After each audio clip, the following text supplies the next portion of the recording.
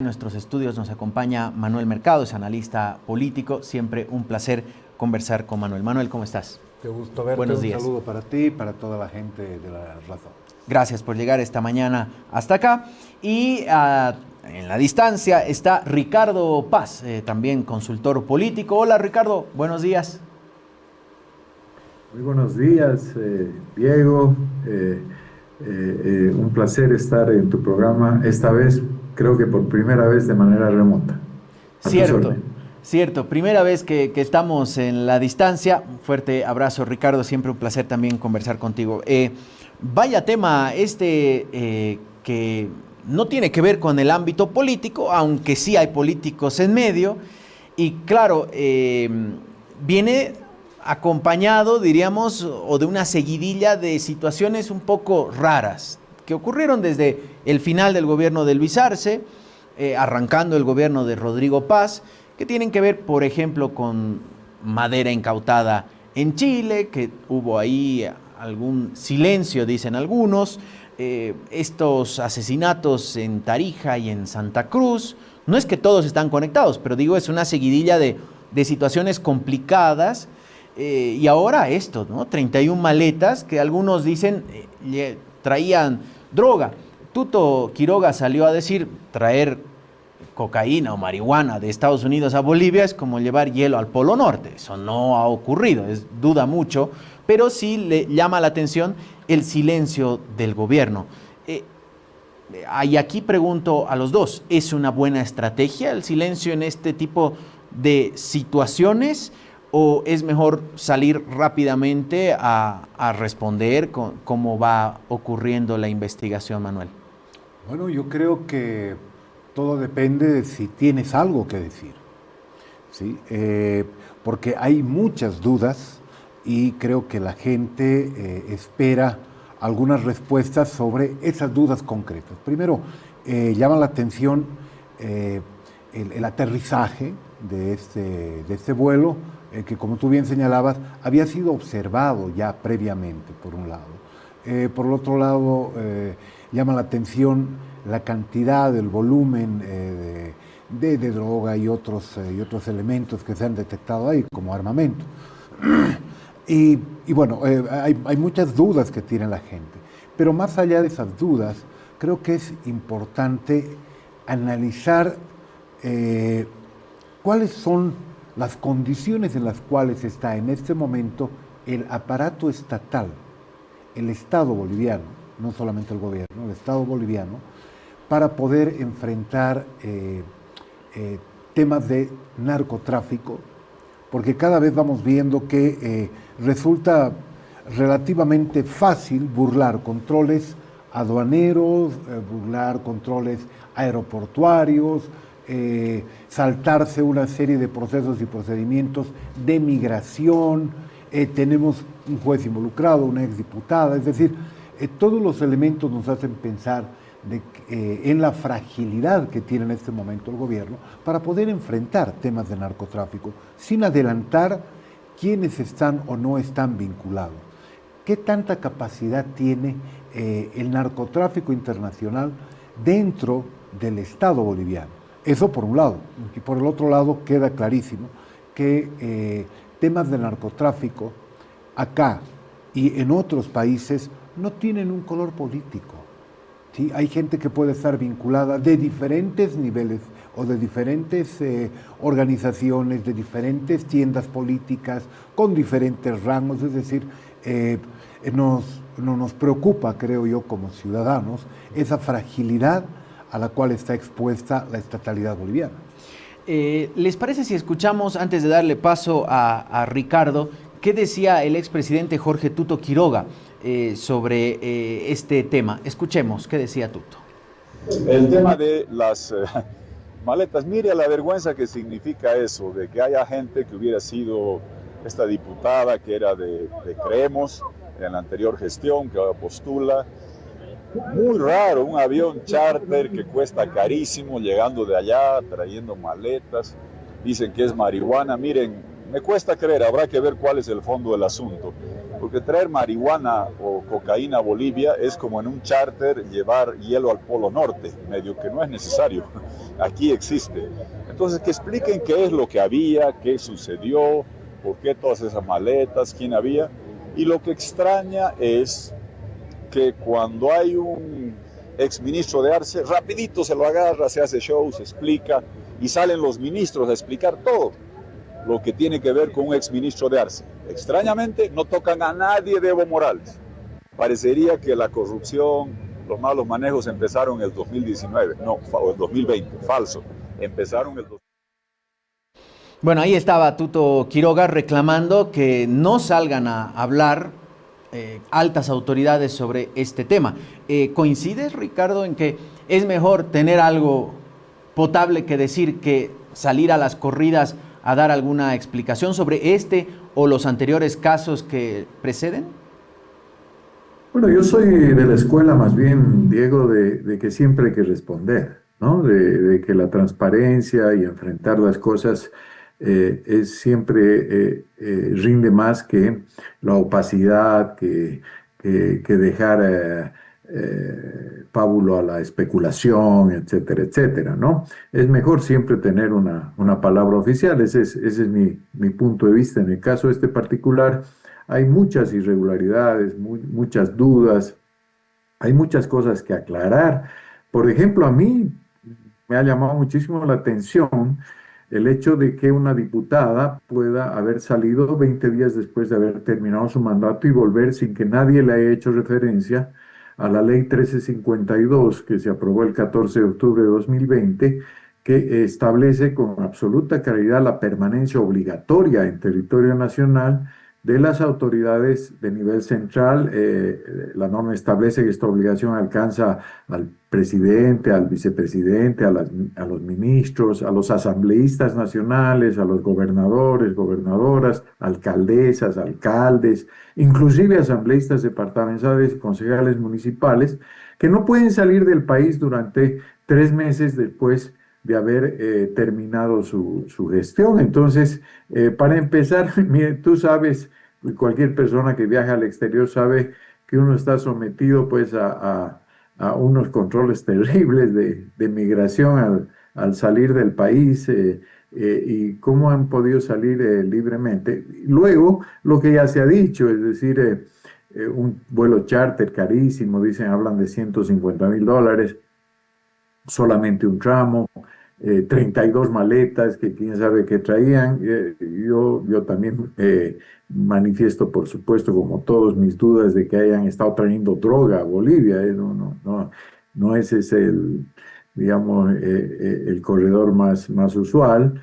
En fin, hay muchísimas cosas que hay que aclarar al respecto, pero yo soy, como te decía al principio, Diego, de la idea de que hay que frentear este asunto, ¿no? ¿Qué está demostrando? Coincido con Manuel, en el sentido de que esto lo único que muestra es la herencia que nos ha dejado el MAS, ¿no?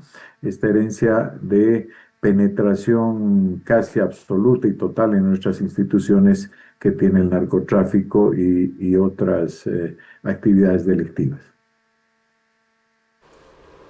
Hay, además de la fragilidad del Estado, que hacían el apunte tanto Ricardo como Manuel, hay aquí un error, diríamos, de la comunicación del gobierno con estos temas, porque han sido temas muy sensibles y uno de ellos ha sido muy cercano, de hecho, al presidente Paz, ¿no? Hablamos de aquel casi amigo personal que fue abatido en Tarija, y que no hubo más explicaciones que un comunicado de la vocera presidencial, no hubo más nada.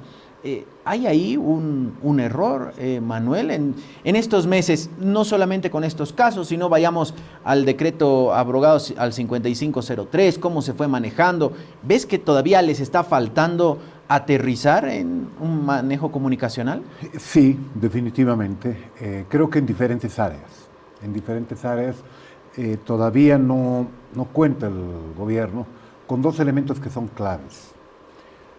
Una guía clara, un horizonte claro sobre qué cosas va a construir como parte de la gestión de gobierno, es decir, eso comunicacionalmente se plantea como un objetivo comunicacional, quiere ser el gobierno de la transición, quiere ser el gobierno de la reinvención del país, quiere ser el gobierno del salvataje.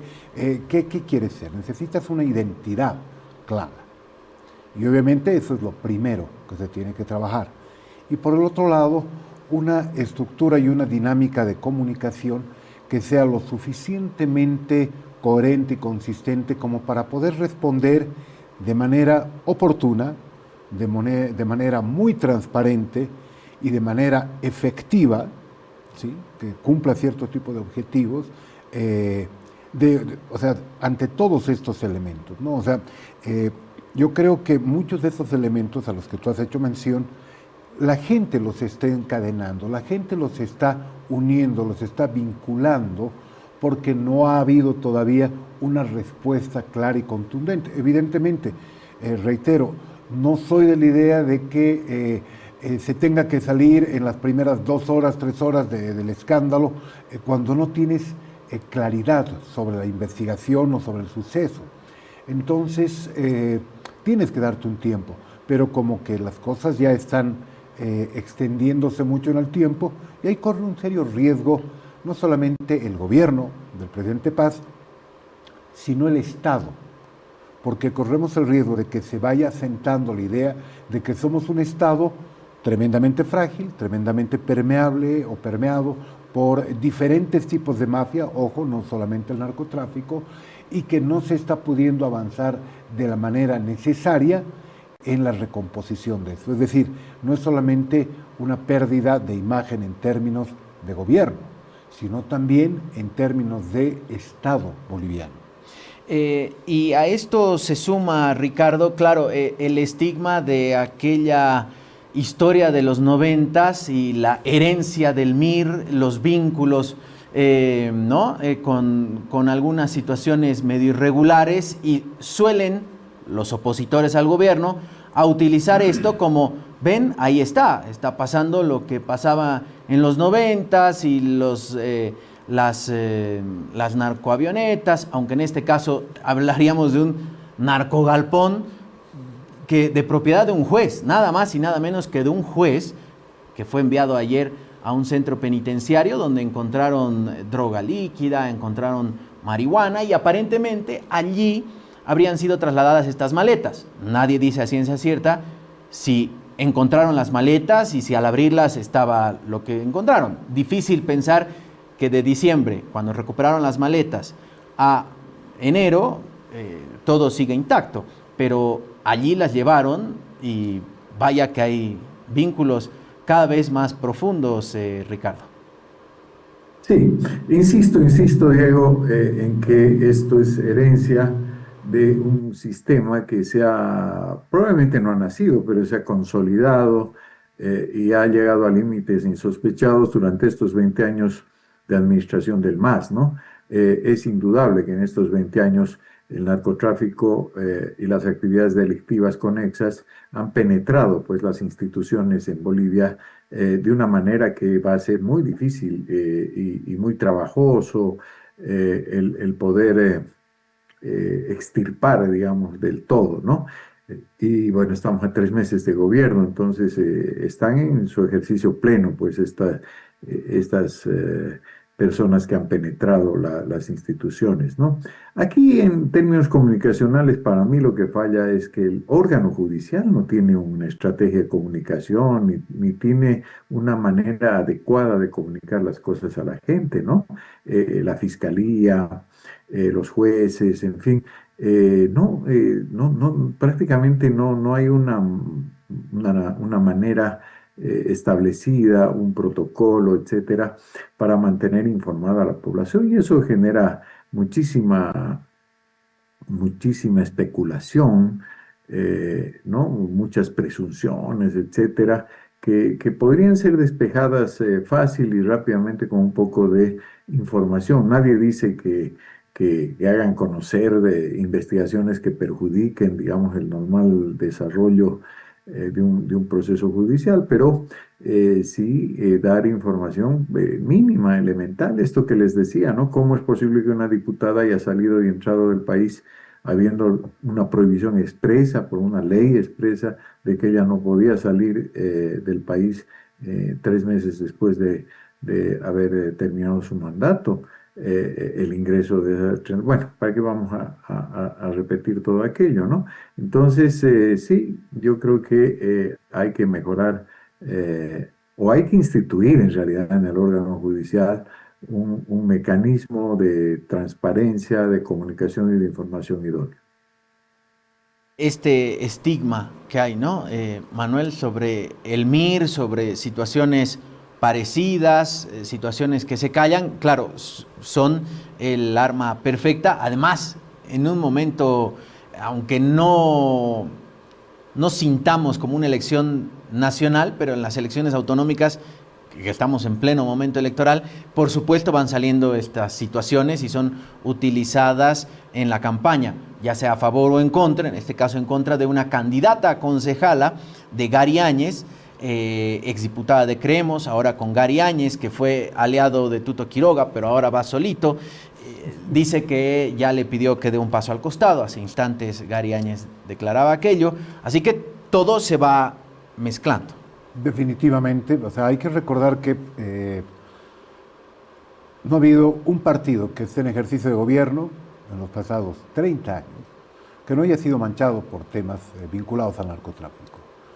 ADN, MNR, MIR, en su momento también han habido algunos escándalos que han vinculado a UCS, el MAS, hoy estamos viendo a Creemos, es decir, tenemos a un sistema político que está muy seriamente observado y con justa razón por la ciudadanía. Eso, coincido contigo, puede tener un efecto en las elecciones subnacionales, porque nos hemos dado cuenta en las elecciones de octubre cuál es el nivel de cansancio de la población con la política y con los políticos.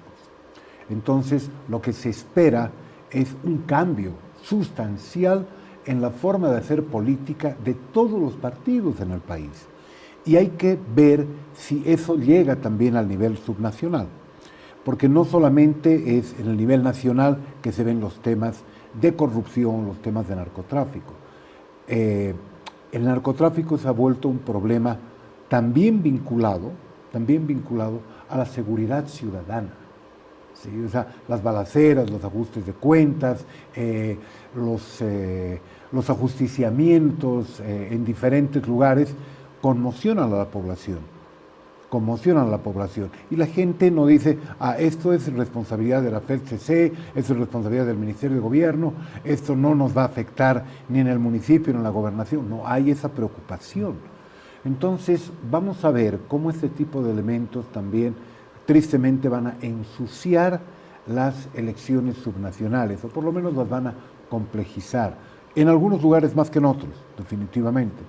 Pero sí vamos a poder observar hasta qué punto la gente está cansada de los políticos, las políticas tradicionales, y van a buscar rostros nuevos, gente de fuera de la política, para seguir avanzando con el manejo estatal.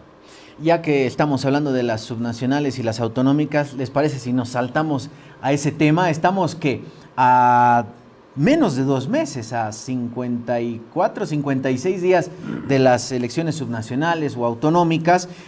¿Cómo ves, Ricardo, el escenario? Está muy yo voy a partir diciendo mi posición. Veo muy tranqui todo, o sea, como... No sé si es porque son demasiados candidatos y que realmente nos hemos mareado y nos hemos perdido. Quien fue con Tuto en las... Por ejemplo, el ejemplo de Gary Áñez. Quien fue con Tuto en las nacionales de agosto hasta octubre, la segunda vuelta, ahora va por su cuenta. Branco, que fue con Tuto, va por su cuenta y lo critica a Tuto, pero sigue siendo senador de Libre. Y así hemos visto también en, digamos, ejemplos paceños, quienes fueron con Iván Arias y son sus concejales o de su bancada, por lo menos 2 están yendo por ramas separadas, distanciados ahora de Iván Arias. ¿Cómo ves el escenario, Ricardo? Bueno, en primer lugar se ha cruzado pues esto del calendario de las festividades de fin de año, de carnaval, etcétera. Eso sabíamos que iba a suceder con las elecciones. lo que va a producir que estas elecciones autonómicas tengan una campaña de prácticamente un mes, digamos, ¿no? A estas alturas, más de la mitad del electorado no sabe ni cuándo van a ser las elecciones, mucho menos quiénes son los candidatos, y muchísimo menos todavía ha definido su voto, sus preferencias, ¿no? Entonces, estamos en una situación totalmente abierta. Se han iniciado, sí, las campañas, algunas más activas que otras, algunos tienen más recursos, han empezado antes, pero la verdad es que el electorado no está enganchado en la elección mayoritariamente, entonces se va a enganchar después de Carnaval y vamos a tener una campaña intensa, con mucha dispersión, típica de fin de ciclo, típica de transición, que va a ser muy parecida a las elecciones españolas, duran un mes y son muy intensas, ¿no? Muy fuertes. Seguramente así va a ser nuestra campaña autonómica esta vez. Y veo que ahorita tenemos un panorama como el que has descrito, ¿no? Un panorama de mucha incertidumbre, de mucha dispersión, de poca definición. Pero bueno, terminado el carnaval, la gente ya se va a fijar, va a ver quiénes son los candidatos, de toda esa cantidad enorme que hay en este momento, se va a ir depurando, la gente va a concentrar su voto en 3, 4 candidatos a medida que avance el tiempo. Y bueno, yo espero que todo se desarrolle dentro de la normalidad, dentro de una fiesta democrática, como decimos siempre, y que el 22 de marzo tengamos ya alcaldes elegidos en todos lados, en los 340 municipios, y en algunos casos habrá que esperar un mes más para la segunda vuelta de gobernadores, que muy probablemente se van a producir segundas vueltas, yo calculo que en los 9 departamentos del país, o sea que es una nueva experiencia, ¿no? Es muy interesante lo que está sucediendo, va a haber mucho voto cruzado ahora, puedes votar por un alcalde y por concejales de otra lista, puedes votar por un gobernador distinto al del partido del alcalde, y puedes votar por asambleístas distintos a los del alcalde o de los concejales, en fin, la gente va a poder jugar un poquito mejor con las opciones en las dos papeletas. Entonces, para los que nos dedicamos a esto, pues es nuestro momento más importante, sucede cada 5 años, y claro, estamos muy interesados, muy ocupados. Para la gente no tanto, la gente está un poquito hastiada, la gente está un poquito saturada de política, pero bueno, ya se acaba, ya falta solamente, como tú decías, un poco menos de 2 meses. Sí, como decíamos al arranque del programa, en Bolivia el año arranca después del carnaval. Entonces, bien así el apunte, Ricardo, eso pasa también y se puede aplicar a las campañas, que no sé, bueno, no he visto prácticamente campañas en territorio, de repente sí hay un movimiento más interesante en el ecosistema digital, en las redes, pero aparentemente todo está muy, no sé si distraída la agenda de los candidatos, o no están sabiendo enganchar, o realmente mejor concentran las fuerzas para después de carnavales. ¿Cómo ves, Manuel? Bueno, Ricardo definía un poco la coyuntura de manera acertada. Yo le pondría el nombre de un chenco, ¿sí? O sea, es una mezcolanza. Chacchu digo yo, pero no me entienden aquí. No, por cochabambino digo chacchu. ¿Qué es chacchu? Me dicen. Bueno, es una mezcla tremenda de muchas situaciones. O sea, estamos en un periodo de transición, estamos con un gobierno nacional que está comenzando con otro signo diferente al de los pasados 20 años. Tenemos una ruptura absoluta del sistema político. Han aparecido no solamente candidatos, partidos, siglas por todas partes, unos están de un lado, otros están del otro lado, y mientras tanto la gente está preocupada por otros temas. La gente está preocupada por cómo va a bandearse económicamente ahora que tiene que pensar en las inscripciones escolares, ahora que se está acercando el carnaval, que la platita que estaba circulando gracias al aguinaldo navideño ya se ha acabado. Es decir, está preocupada de otras cosas. ¿Sí? Entonces, si a eso le sumamos, creo que más de 20,000 candidatos que han aparecido en las primeras listas, bueno, estamos ante un escenario en el cual la gente recién se va a empezar a preocupar, no solo después de Carnaval, sino es muy previsible que las últimas semanas antes de la elección. ¿Sí? Yo creo que dentro de ese espacio también hay una ventaja que tienen los candidatos más conocidos que han comenzado a hacer campaña, en algún caso incluso desde hace 3, 4 años atrás. ¿Sí? O sea, recordemos, por ejemplo, el caso del candidato, bueno, y actual candidato también, César Dockweiler, o sea, que comenzó inmediatamente su campaña después de la anterior elección municipal, de manera consistente, continua, muy perseverante. Y bueno, pero hay otros, quizá miles, que van a tener muy pocos días para hacer campaña, muy pocos días para planificar, organizar, estructurar y ejecutar su campaña, en un momento en el cual la gente evidentemente necesita y quiere opciones, rostros nuevos, oír propuestas para saber más o menos por dónde tiene que apuntar. Una última pregunta para los dos. Suelo escuchar a los especialistas que dicen los criterios que tiene la población, el votante, en una elección nacional no se parecen en nada cuando hay una elección autonómica o subnacional. ¿Cuáles son los criterios que mueven el voto para un alcalde o alcaldesa? Paréntesis, muy pocas mujeres en las papeletas, cierro paréntesis. Y respecto a las elecciones nacionales, Ricardo. Bueno, hay diferencias, claro, por supuesto, ¿no? En términos generales no tanto.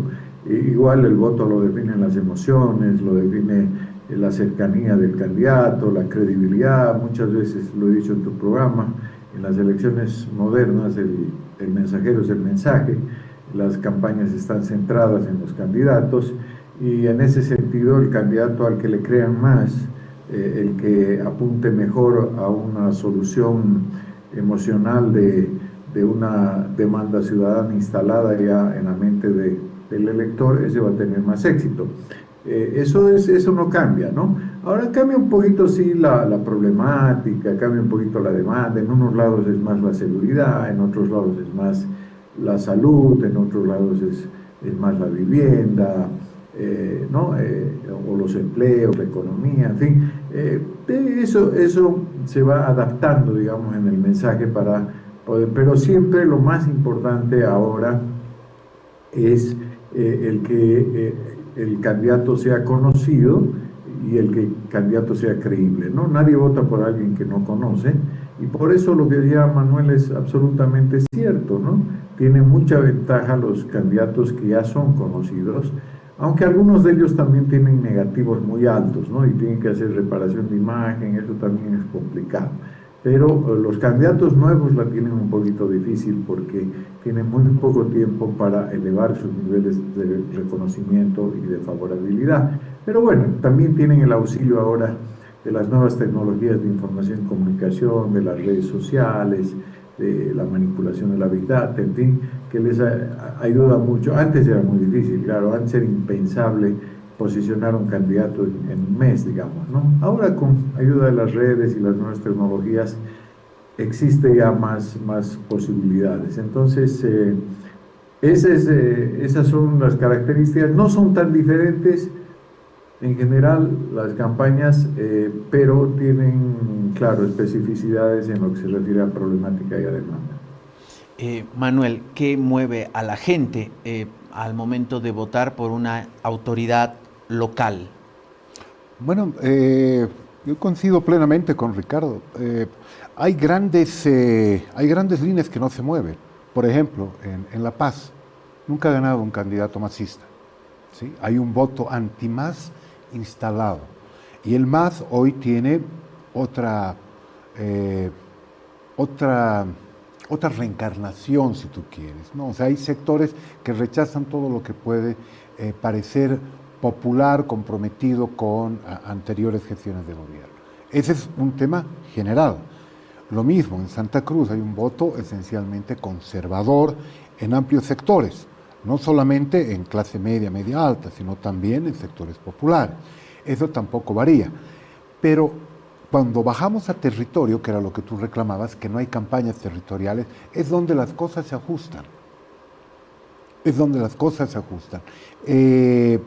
Definitivamente, en Santa Cruz el tema de la seguridad, y ahora que hablábamos, por ejemplo, de esa presencia tan fuerte del narcotráfico, es una preocupación.